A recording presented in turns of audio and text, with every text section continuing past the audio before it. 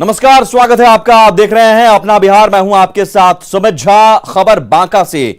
बांका में चांदन नदी में शव फेंकने का वीडियो वायरल हो रहा है, जिसमें देखिए साफ तौर पर देखा जा सकता है कि एक एम्बुलेंस से कुछ लोग चांदन नदी के किनारे आते हैं और कपड़े में बंधे शव को लेकर नदी की तरफ जा रहे हैं। नदी के पास वर्दी में एक चौकीदार मौजूद है जो पूछे जाने पर अपना नाम रवि पासवान बता रहा है।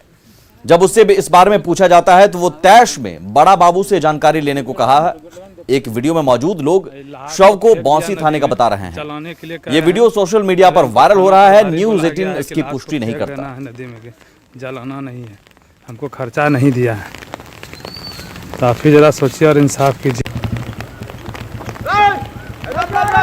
कहाँ से आया है? आई लोग जो है फेंक रहा है कुत्ता को खाने के लिए। करो कोशिश, आओ ना अपन कोशिश करो ना। गेट लगाएंगे तो गेट लगाएंगे, देखते हैं। लाश को फेंक दिया नदी में जलाने। बेतिया में एक बार फिर सामाजिक एकता को तोड़ने की कोशिश हुई। यहां असामाजिक तत्वों ने मंदिर में स्थापित भगवान की मूर्तियों को क्षतिग्रस्त कर दिया, जिससे इलाके में तनाव फैल गया है। मूर्ति तोड़े जाने की घटना के बाद स्थानीय लोग आक्रोशित हो गए और आगजनी कर सड़क जाम कर दिया। आक्रोशित लोगों ने असामाजिक तत्वों की तुरंत गिरफ्तारी की मांग की। घटना नगर थाना क्षेत्र के बसवरिया धुनिया टोली मोहल्ले की है। लोगों के हंगामे की सूचना पर बड़ी संख्या में पुलिस बल मौके पर पहुंचा और लोगों को शांत करने की कोशिश की। वहीं पुलिस ने मामले की जांच शुरू कर दी है। देने के लिए हम अधिकृत नहीं है, लेकिन यहाँ पे ऐसा आया है मामला, प्रकाश सामाजिक तत्व द्वारा तोड़ दिया गया है। हम लोग पूरी सच्चाई का पता लाने का प्रयास कर रहे हैं। लोग और स्मैक करता है लोग, और हम लोग को ऐसा प्रतीत होता है कि ये उन्हीं लोगों का काम है जो सद्भाव यहाँ का सांप्रदायिक सौहार्द बिगाड़ना चाहते हैं। और हम लोग यही मांग करते हैं कि इस मंदिर को पूर्णतः सुरक्षित किया जाए, चारों ओर से बाउंड्री वाल हो, CCTV भी लगे प्रशासन के माध्यम से और मंदिर समिति के माध्यम से भी लगेगा, ऐसा हम लोग मंदिर समिति को बोले हैं। पटना में पुलिस एक बार फिर सवालों के घेरे में है। दानापुर के थानेदार अजीत कुमार शाह पर अपराधियों से मिलकर बेगुनाह लोगों को परेशान करने का आरोप लगा है। पीड़ित शख्स कोई और नहीं बल्कि DG स्तर के एक अधिकारी का करीबी है। दरअसल पटना के विनोद कुमार सिन्हा ने दानापुर के गोला रोड में सालों पहले 3.25 कट्ठा जमीन खरीदी थी और पिछले महीने से जब उन्होंने उस जमीन पर घर बनवाना शुरू किया तो आपराधिक तत्वों ने निर्माण कार्य रुकवा दिया और पैसे की मांग की। परेशान विनोद कुमार सिन्हा ने थाने में गुहार लगाई तो उन्हें वहां से बैरंग वापस लौटा दिया गया। बाद में DG आलोक राज के हस्तक्षेप के बाद पटना SSP के निर्देश पर पुलिस ने आरोपियों के खिलाफ मामला दर्ज किया, लेकिन विनोद कुमार सिन्हा ने एक बार फिर जब घर बनवाना शुरू किया तो अपराधियों का पक्ष लेकर थानेदार ने काम रुकवा दिया। सुनिए दानापुर के थानेदार किस तरह अपराधियों का पक्ष लेते हुए निर्माण कार्य रोकने के लिए कह रहे हैं। फोन करके तबाह कर रहा है तो हम लोग को रोकने में क्या झगड़ा मत कीजिए आप लोग।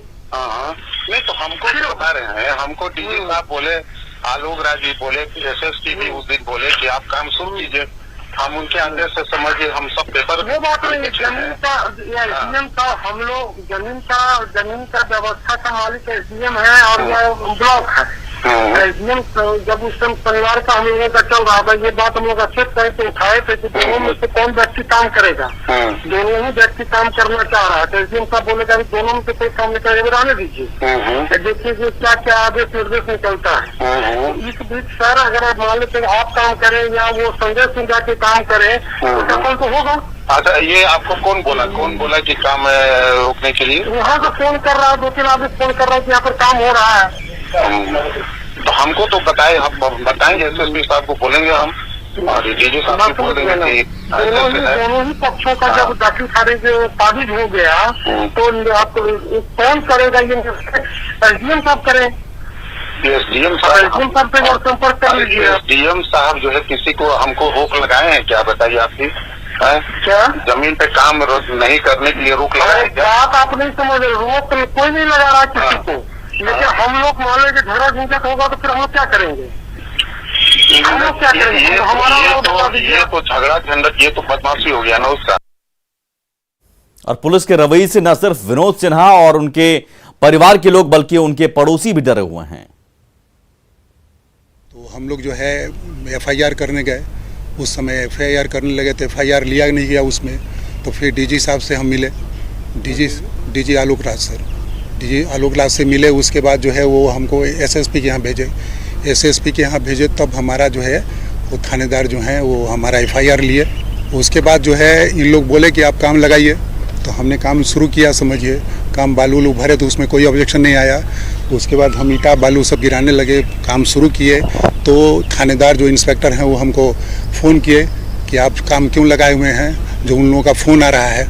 मेरा काम होना चाहिए, सबका भविष्य होता है, ज़मीन लेता है तो सबका सपना होता है कि अपना मकान बनाए, और बिना मतलब का ऑब्जेक्शन, कोई अथॉरिटी नहीं है, कोई कोर्ट का आदेश नहीं है। अगर स्टे ऑर्डर है तो ठीक है, स्टे ऑर्डर को हम मानेंगे, लेकिन तत्काल जब अभी कोई रोक नहीं है तो फिर क्यों हमारे ज़मीन पर रोक लगाया जा रहा है। हाँ, ज़मीन अपना लिए थे, ये जब हम ज़मीन लिए थे तब से पैसा है इनसे हमारा, आते जाते रहते थे। हाँ, हम भी लोग आते जाते रहते थे इस ज़मीन पर, लेकिन इन लोग का ऐसा स्थिति देख करके हम बनाना नहीं चाह रहे हैं अभी। आपको भी डर लग रहा है क्या? बिल्कुल बिल्कुल, कि क्या स्थिति होगा क्या नहीं होगा यहाँ पर। जब सब कुछ ऑर्डर हो गया उसके बाद बनाने में ऑब्जेक्शन आ गया। लॉकडाउन खत्म होने के बाद पटना पुलिस ने जब्त शराब को नष्ट किया। मद्य निषेध विभाग और जिला प्रशासन के अधिकारियों की मौजूदगी में शराब को गड्ढे में डाल दिया गया। पटना सदर से जब्त शराब को गर्दनीबाग इलाके में नष्ट किया गया। लॉकडाउन के बाद मद्य निषेध विभाग और पटना पुलिस जब्त शराबों के विनिष्टीकरण में लगी हुई है। और देखिए तस्वीरों में किस कदर, चाहे वो देसी शराब हो या फिर विदेशी शराब हो, किस तरीके से उसको नष्ट किया जा रहा है। विनिष्टीकरण की यह कार्रवाई लॉकडाउन के कारण पिछले कई दिनों से बंद थी, लेकिन आज लॉकडाउन के बाद पहली बार जो जब्त शराब है, विभिन्न थानों की पुलिस ने जो शराब जब्त किए हैं उनका विनिष्टीकरण जो है वो चल रहा है। और किस कदर ये विनिष्टीकरण का काम चल रहा है तस्वीरों में देखिए। ये जेसीबी है और जेसीबी तस्वीरों में देखिए, जेसीबी की मदद से पहले जमीन की खुदाई की जाती है और फिर ये शराब की बोतलों को तोड़ तोड़ कर इसमें डाला जा रहा है। ये जो आप देख रहे हैं जो लिक्विड है, ये कोई पानी नहीं है, बल्कि ये शराब जो पकड़ी गई है वो शराब है। महीना में 2 बार निश्चित रूप से होता है। तो अभी लॉकडाउन में बंद था, लॉकडाउन में ये सब बंद था। तो पटना के जो मैक्सिमम थाने हैं वहाँ की गाड़ियाँ आती हैं जो जब सदर अनुमंडल का ही सिर्फ होता है यहाँ। एक बार फिर से ये कार्रवाई जो है वो देखने को मिली है। राजधानी पटना में कई थानों की पुलिस टीम की गाड़ियां यहाँ पहुंची हैं और उनके द्वारा जो जब्त शराब है उसका इसी तरीके से विनिष्टीकरण किया जा रहा है। कैमरा पर्सन मनीष जुनेजा के साथ संजय कुमार, न्यूज़ 18। अवैध शराब कारोबार के खिलाफ मुजफ्फरपुर उत्पाद विभाग का अभियान जारी है। इसी के तहत पुलिस लाइन मैदान में उत्पाद विभाग ने 7,649 लीटर जब्त विदेशी शराब को नष्ट कर दिया। शहरी क्षेत्र के सदर थाना, अहियापुर थाना और सिकंदरपुर ओपी की ओर से जब्त शराब पर बुलडोजर चला। इस दौरान उत्पाद विभाग के अधिकारी भी मौजूद रहे। देखिए संवाददाता सुधीर कुमार की रिपोर्ट।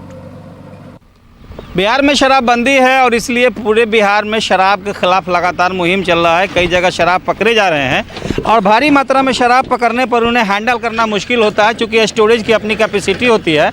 मुजफ्फरपुर में भी यही हाल है। यहाँ भारी मात्रा में शराब पकड़े गए हैं और उसे रखने के लिए जगह नहीं मिला। थानों में शराब पकड़े गए, उसके अलावे उत्पाद विभाग की ओर से शराब की जब्ती हुई है। तो आज पुलिस लाइन मैदान में आप देखिए कि शराब को विनष्ट किया जा रहा है और ये उत्पाद विभाग की देखरेख में हो रहा है। एक्साइज और पुलिस के द्वारा पकड़े गए सभी शराब का समाहर्ता महोदय के अधिहरण आदेश के बाद इसको विनिष्टीकरण किया जा रहा है। करीब 7657 लीटर है और इसका अभी विनिष्टीकरण होना है। इसके अतिरिक्त अन्य थाने को भी सूचना दी गई है। लोकल थाना का जो भी होगा वो लोग यहाँ विनिष्टीकरण के लिए पहुँचेंगे। कुछ थानों के आप देखिए गाड़ी अभी आई है, ये एक गाड़ी अभी आई है जिस पर शराब के कार्टन्स भरे हैं और उनको भी नष्ट किया जाना है। तो उत्पाद विभाग की तत्परता है, शराब के खिलाफ जो अभियान है सरकार का उसको मूर्त रूप दिया जा रहा है और मुजफ्फरपुर में शराब को विनष्ट किया जा रहा है। उत्पाद अधीक्षक बता रहे थे कि अभी और भी स्टॉक हैं और सबको विनष्ट कर दिया जाएगा। सुधीर कुमार, न्यूज़ 18, मुजफ्फरपुर। और पटना सिटी में शराब की बड़ी खेप जब्त की गई है। भूतनाथ रोड के नंदलाल छपरा मोड़ के पास एक खड़े ट्रक पर जब आगमकुआं पुलिस को शक हुआ और तलाशी ली गई तो पुलिस हैरान रह गई। ट्रक की तलाशी लेने पर उसमें शराब भरी हुई थी। मामले की छानबीन की जा रही है। अब तक यह पता नहीं चल सका है कि शराब की खेप कहां से लाई जा रही थी और कहां डिलीवरी की जानी थी।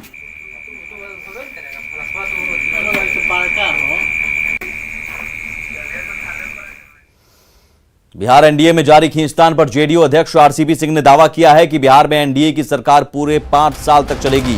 जीतन राम मांझी और मुकेश सहनी की नाराजगी की खबरों पर उन्होंने कहा कि एक परिवार में जब 4 लोग रहते हैं तो थोड़ी बहुत खटपट होती है, लेकिन परिवार के मुखिया नीतीश जी सबकी सुनते हैं और समाधान भी निकालते हैं, इसलिए कहीं कोई संकट नहीं है। आरसीपी सिंह से बात की न्यूज 18 संवाददाता आनंद अमृतराज ने। इस वक्त हमारे साथ मौजूद हैं जेडीयू के राष्ट्रीय अध्यक्ष आरसीपी सिंह। सर, महागठबंधन के लोग बार बार ये दावा कर रहे हैं कि एनडीए में टूट होगी, बहुत जल्द महागठबंधन की सरकार बनेगी। देखिए, बिहार में जो एनडीए गठबंधन है वो बहुत मजबूत है, स्थिर है और हमारे नेता के नेतृत्व में बहुत अच्छा काम बिहार में हमारी सरकार कर रही है। एनडीए के काम से यहाँ की जनता खुश है और जो विपक्ष में वो क्या करें, तो दिन भर यही मनाते रहे। अपना घर झाँक लें, वो क्या क्या स्थिति है। एनडीए बिल्कुल एकजुट है, मजबूत है। नीतीश बाबू के नेतृत्व में बढ़िया काम हो रहा है और आगे भी होगा और यहाँ किसी प्रकार की टूट वगैरह होने की कोई संभावना नहीं। महागठबंधन के लोग भी आप लोग के संपर्क में हैं क्या सर? मैं सिर्फ संपर्क में रहता हूँ तो एनडीए के लोगों से।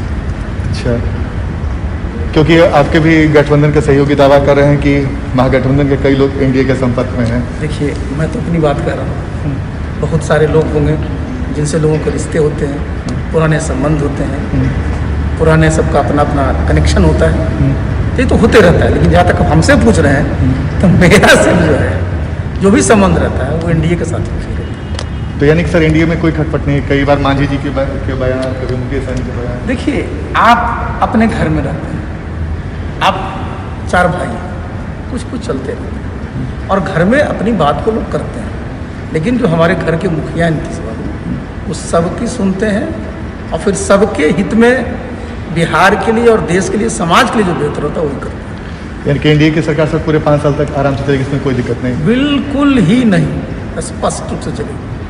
अब लोग जो है उम्मीद लगाए रहते हैं। देखिए, एक बार जनता ने कार्य किया तो 5 साल तक धैर्य रखिए और विपक्ष की भूमिका निभाइए। तो 5 साल तक धैर्य रखिए, विपक्ष की भूमिका निभाएंगे। जेडीयू के राष्ट्रीय अध्यक्ष आरसीपी सिंह ने साफ साफ 2 टूक शब्द में कह दिया कि एनडीए पूरी तरीके से एकजुट है और सरकार 5 साल चलेगी। आनंद अमृतराज, न्यूज। एनडीए में जारी बयानबाजी के बीच बीजेपी सांसद रामकृपाल यादव ने दावा किया कि एनडीए पूरी तरह से इंटैक्ट है। साथ ही उन्होंने सहयोगियों को पार्टी फोरम में ही अपनी बात रखने की सलाह दी है। एनडीए इंटैक्ट है। आपने देखा होगा मांझी जी का बयान कि हम एनडीए में हैं, एनडीए में रहेंगे, इसलिए कोई जाए कोई आए उससे कोई खास फर्क एनडीए के सेहत पर नहीं पड़ने वाला है। एनडीए इंटैक्ट है, पूरे मजबूती के साथ नीतीश कुमार जी के नेतृत्व में काम कर रही है। मैं समझता हूं कि कोई भी बात प्रॉपर फोरम पर रखना चाहिए। भागलपुर से कांग्रेस विधायक अजीत शर्मा ने बीजेपी प्रदेश अध्यक्ष संजय जायसवाल के उस बयान पर आपत्ति जताई है। उन्होंने कहा कि प्रदेश अध्यक्ष जिस कुर्सी पर बैठे हुए हैं उन्हें उसकी गरिमा को ध्यान में रखना चाहिए। जायसवाल जी, इनको पहले तो पद की गरिमा का इनको ख्याल नहीं है। क्या बचपना हरकत कर रहे हैं, क्या बोल रहे हैं। वैक्सीनेशन लेने का प्रचार कर रहे हैं, मतलब लोग को आग्रह कर रहे हैं और कहते क्या है, उतना ही घर से निकलिए जितना आदरणीय राहुल गांधी मंदिर जाते हैं, उतना ही आप मास्क पहनिए जितना योगी आदित्यनाथ जो मुख्यमंत्री है यूपी के वो भगवा पहनते हैं। कोरोना ने स्वास्थ्य सेवाओं के सामने कड़ी चुनौती पैदा की है। कोरोना इमरजेंसी के दौरान डॉक्टरों ने मरीजों की सेवा की जोखिम तो ली, लेकिन ऑपरेशन को लेकर उतनी गंभीरता नहीं दिखाई जा सकी। यही वजह है कि पिछले 2 महीने के दौरान अकेले पटना में 30,000 से ज्यादा ऑपरेशन पेंडिंग हैं। जानकारों की माने तो ऑपरेशन के दौरान संक्रमण का खतरा बढ़ जाता है, ऐसे में इन्हें टालना ही बेहतर विकल्प था। जब हम लोग सारे लोग कोविड से लड़ रहे थे तो ये जो सामान्य कार्य है, जो ऑपरेशन निश्चित तौर से प्रभावित हुआ था, चाहे सर्जन हो या एनेस्थेटिस्ट का तो कोविड की लड़ाई में बहुत बड़ा योगदान है। तो सारे के सारे लोग लड़ रहे थे कोविड से, तो ऐसे समय में ऑपरेशंस को रोकना पड़ा और निश्चित तौर से जितना बिहार में ऑपरेशन होता है तो मुझे लगता है कि अनुमान जो है न्यूनतम ही है, इससे ज्यादा ऑपरेशन जो है वो प्रभावित हुए होंगे। और अब बुलेटिन में बात बिहार में मानसून की, जिसने समय से पहले दस्तक देकर लोगों के चेहरे को खिला दिया है।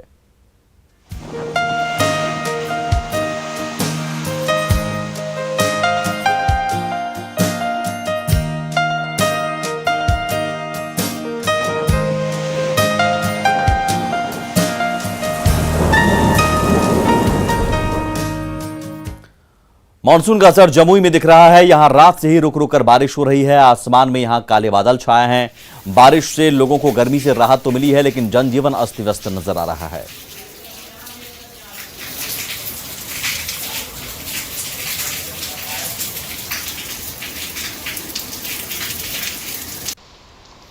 वहीं नवादा में भी तय समय से पहले मानसून ने दस्तक दे दी, जिससे लोगों को काफी राहत मिली। भीषण गर्मी से परेशान लोगों की मुसीबत खत्म हो गई है। जिले में 2 दिन से रुक रुक कर बारिश हो रही है। आज सुबह से ही जोरदार बारिश हो रही है। बारिश से सबसे अधिक खुश किसान हैं।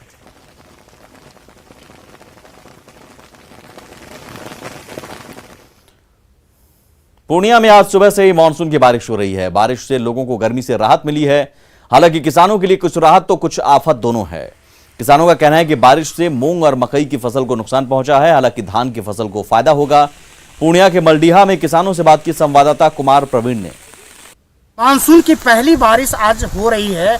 हमारे साथ यहाँ कुछ किसान हैं, आइए इनसे बात करते हैं कि कितना फायदा है ये बारिश। क्या परिचय हुआ आपका? मनमोहन कुमार सिंह मेरा नाम है। मैं मलडीहा से हूँ, जहाँ आप लोग इस समय खड़े हैं। अच्छा, आज मानसून की पहली बारिश हो रही है? हाँ, पहली बारिश हो रही है और इस बारिश में फ़ायदा भी है, थोड़ा नुकसान भी है। फ़ायदा इस मायने में है कि धान का बिचड़ा गिरा हुआ है, बिचड़ा तैयार है, हम लोग धान का रोपाई करेंगे। लेकिन नुकसान इस मामले में है, मूंग जो दलहन का खेती है वो लगभग चौपट हो गया, इससे नुकसान। अब बताइए कितना फायदा कारक हो रहा है ये? मेरा नाम संतोष कुमार सिंह। ये मानसून से धान की खेती के लिए हम लोग तैयार हैं, लेकिन मानसून से मकई में थोड़ा क्षति हुआ है। उम्मीद है कि धान से हम लोगों का क्षतिपूर्ति हो जाएगा। आज पहली बारिश है, मौसम में भी परिवर्तन हुआ है, गर्मी से भी राहत मिली है। गर्मी से भी राहत मिली है। तो ये मानसून की पहली बारिश आज हो रही है और इससे जहां गर्मी से लोगों को राहत मिली है, वही जो गांव के किसान हैं वो खेती का काम शुरू कर दिए हैं। हालांकि इस मानसून की बारिश से जहां धान की खेती में फायदा होगा, वहीं मूंग और मकई की फसल को क्षति पहुंच रही है। कुमार प्रवीण, न्यूज़ 18 पूर्णिया। लगातार 2 दिनों की बारिश से भभुआ में जनजीवन अस्त व्यस्त हो गया है। सदर अस्पताल परिसर तालाब में तब्दील हो गया है, जबकि शहर का एकता चौक का हाल भी नदी के जैसा हो गया है। सड़कों पर गाड़ियां पानी में तैरती हुई नजर आईं। शहर के हालात का जायजा लिया न्यूज़ 18 संवाददाता प्रमोद कुमार ने। हम भभुआ सदर हॉस्पिटल में हैं, जहां आप देख लीजिए कि 2 दिन से लगातार बारिश होने से क्या हालात है। और यहाँ पानी सदर हॉस्पिटल के मेन गेट पर इतना जम गया है कि आपको हम देख लीजिए कि जो है ठेहुने भर का पानी लग गया है। मरीजों को आने में काफ़ी परेशानी हो रही है। देखिए, मरीज भी आ रहे हैं, अपने मरीज के जो परिजन हैं वो चाय या कुछ लेके आ रहे हैं। काफ़ी परेशानी है। जल जमा हुआ है, क्या परेशानी है आप? बहुत परेशानी है। जो हॉस्पिटल में मरीज को भर्ती किए हैं और देखिए यहाँ का कोई व्यवस्था नहीं है उस तरह का, ताकि उनको हम समय से कुछ कर सकें। तो पानी से परेशानी है? बहुत परेशानी है, पानी से तो बहुत ही परेशानी। महेंद्र कुमार। देखिए, जैसा मरीजों का भी कहना है कि काफ़ी परेशानी हो रही है। ये देखिए, ये तालाब में तब्दील हो गया है सदर हॉस्पिटल। और मैं बता दूं कि जो है यहाँ पानी का निकासी सही तरीके से नहीं होने के कारण काफ़ी परेशानी होती है। और ये देखिए, ये मुख्य रोड जो है एकता चौक से पटेल चौक की तरफ जाता है। और ये सड़क का क्या हाल है आप देख लीजिए कि ये चारों तरफ लग रहा है कि जैसे नदी हो, और नदी में हम चल रहे हैं। गाड़ी का सारा चक्का भी डूब जा रहा है। और 2 दिन से लगातार बारिश होने से काफ़ी परेशानी है। और मैं बता दूं कि शहर के सदर हॉस्पिटल हो या एकता चौक हो या कई शहर के वार्ड में जल जमाव हो गया है, जिससे लोगों का आवागमन में परेशानी है। प्रमोद कुमार, न्यूज़ 18 कैमूर। सासाराम के वार्ड नंबर 6 के कुराइच मोहल्ले के लोग बेहद परेशान हैं। उनके सामने जल जमाव की इतनी बड़ी समस्या है कि अब वो अपने घर को बेचना चाहते हैं। यहाँ कई सालों से मोहल्ले में पानी की निकासी नहीं हो रही है। नगर पालिका और जिला प्रशासन से लोगों ने कई बार गुहार भी लगाई, लेकिन कोई सुनने वाला नहीं है। लोगों का कहना है कि वो जल कैदी बनकर रह गए हैं। परेशान लोगों ने अपने अपने घरों पर मकान बिकाऊ होने का पोस्टर लगा दिया है। थोड़ा सा बाबू दरवाजा खोल लो। बेतिया के योगपट्टी अंचल कार्यालय के कर्मचारी दहशत में हैं। कार्यालय के भवन पूरी तरह जर्जर हो चुके हैं और भवन की छत टूट टूट कर गिर रही है। कार्यालय के कर्मचारी जान हथेली पर रखकर काम करने के लिए मजबूर हैं। कर्मचारी भयभीत हैं क्योंकि यहां कभी भी बड़ा हादसा हो सकता है। आपको बता दें कि इस कार्यालय भवन का निर्माण 70 के दशक में हुआ, जो अब जर्जर हो गया है और छत से पानी टपकता है। योगा पट्टी का कार्यालय भवन है। आज करीब 10 बजे लगभग ये छत का निचला हिस्सा टूटकर नीचे गिर गया है, जिससे हम लोग बाल बचे हैं। कार्यालय अवधि में छत के गिरने से, जर्जर छत के गिरने से अंचल कार्यालय के कर्मी मरते मरते बाल बचे और इस संबंध में जिला को भी लिखा गया है, लेकिन अभी तक कोई ठोस कदम नहीं प्राप्त हुआ है और न ही कंस्ट्रक्शन के संबंध में कोई आदेश निर्देश प्राप्त हुआ है। तो मैं चाहूँगा। फिल्म कलाकार मनोज वाजपेयी आज पटना पहुंचे। पटना एयरपोर्ट पर न्यूज 18 से बातचीत में उन्होंने अपनी नई फिल्म की सफलता पर कहा कि बहुत खुशी होती है जब फिल्म चलती है। अभिनेता मनोज वाजपेयी ने बिहार आने पर कहा कि उनके पिताजी की तबीयत खराब है, इसलिए वो उनसे मिलने आए हैं।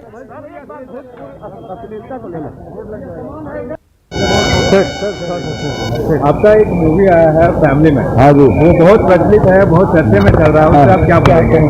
बहुत खुशी है जी, खुशी है, हाँ बहुत खुशी है, दुख क्यों होगा। बिहार आए हैं, क्या बिहार आने का परिवार है जी, परिवार है, पिताजी की तबीयत ठीक नहीं है तो जी पहुंचे हैं हम लोग। आप बिहार से हैं और बिहार में अश्लीलता अभी फैल रही है, बहुत तरह का बात चल रहा है भोजपुरी बारे में, और आपने भी सर भोजपुरी में बहुत काम बाद में सर एक बात बाद में बैठ के बढ़िया से बात। नेटवर्क 18 फेडरल बैंक संजीवनी गाड़ी आज भारत के कोविड प्रभावित जिलों में जा रही है। वैक्सीन के लिए जागरूकता फैलाने की हमारे इस मुहिम को आप भी अपना सहयोग दीजिए और चलिए आपको दिखाते हैं संजीवनी गाड़ी अब तक कहां गई और आज कहां है।